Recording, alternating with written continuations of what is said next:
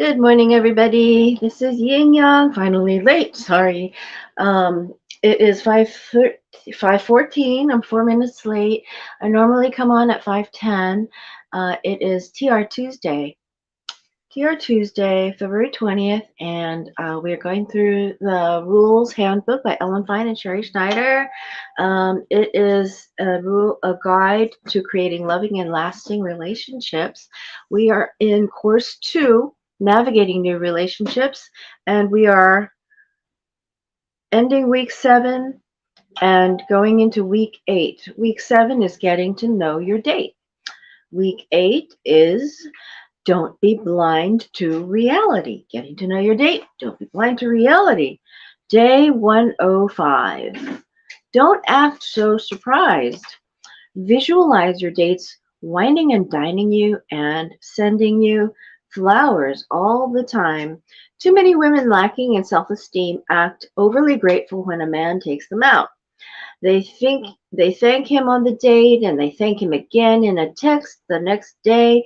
They call him to thank him for the flowers instead of waiting for him to call and ask if the flowers arrived. Similarly, when a man texts them, they get excited as if they won the lottery and feel compelled to answer immediately lest he thinks they are rude. You must act like you get texts from men all the time and can barely keep up. Apply the rules to achieve your higher self. 1. Don't act overly thrilled or gush about getting flowers from a guy. Act like you get flowers all the time or send bouquets to yourself. 2. When you want to call a guy to fix your MacBook, call Apple Care. 3. That's a really good one. 3. If you can't remember how long the calls and dates are and who ended them first, use a notebook or the rules dating journal to record everything. Don't be unconscious. Now, number 2 was when you want to call a guy to fix your MacBook, call AppleCare. There are some people who absolutely cannot believe that they can do things themselves. Even though they think they are doing things themselves, they just go, oh yeah, I have to call him to make sure that he does this. No, you don't have to call him. You have to call whoever does business direct with you, and you are a businesswoman. You do things on your own. Um, Especially with driving, I think, is a really big one. A lot of women don't like to drive themselves, and they think, oh, he better pick me up. But actually, safety first. Safety comes first. You don't let him know your address until you are sure about him. I don't think you want to get a crazy guy to know your address and then you have to move. That's a crazy thing to do. Week 8. Don't be blind to reality. Your Rules Weekly Pep Talk. This week, before you go on any dates, focus on being self-controlled and not oversharing. Instead of blurting out your whole life of woes and gossip, consider writing out a list of what you want to share, in what order, and over what period of time of dating.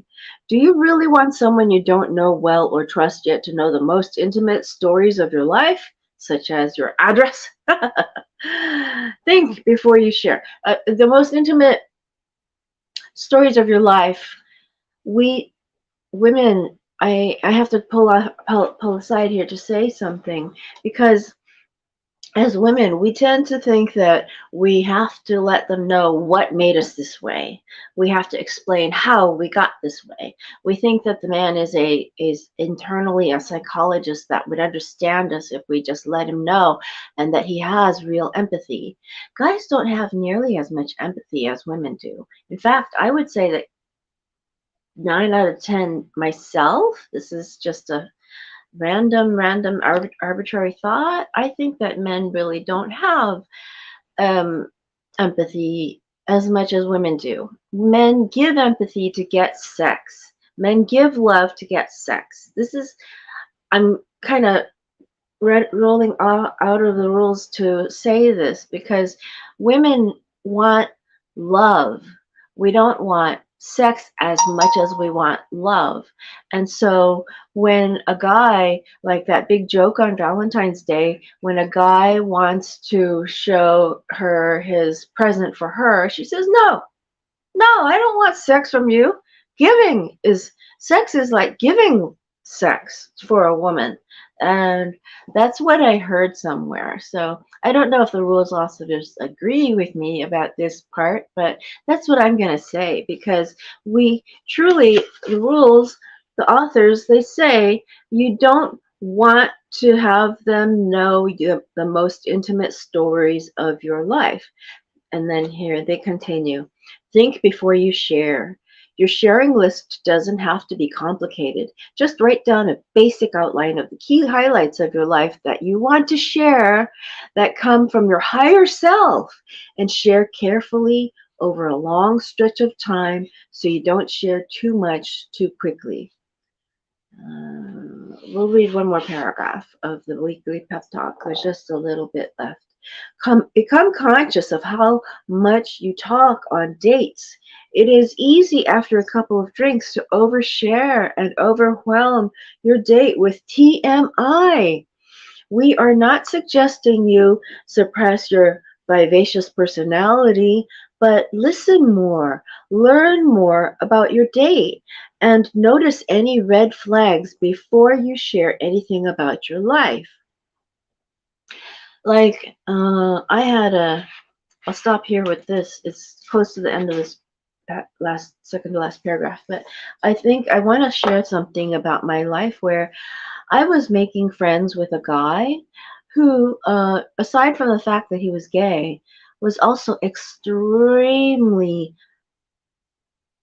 something about him was not quite human or empathetic. And I could have seen it if I had just noticed this one thing he said.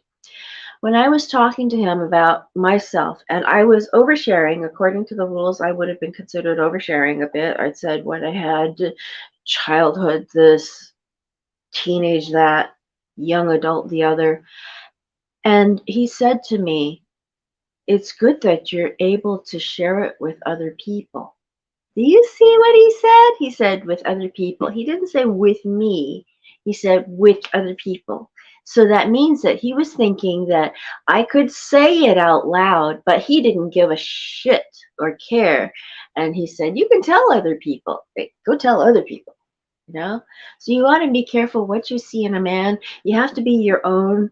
My thinking is that you use the rules as best you can, and you, oh my gosh, you know, the authors say they are not psychologists. They are just using a method that has been tried and true, and this is a method. And I say that it's very similar to knowing psychology, because knowing some psychology just doesn't hurt. But we're not psychologists here, and we don't go where we can't think of, oh my God, why did he do that? Don't go there. Thanks, Edna McIntosh, because we don't have to end that thought. We don't have to go complete that thought of why did he do that. We can just stop right there and say, oh, I don't care why he did that. And then go and do my, oh my gosh, my dishes, you know? Seriously, a rules girl is busy and happy. Okay?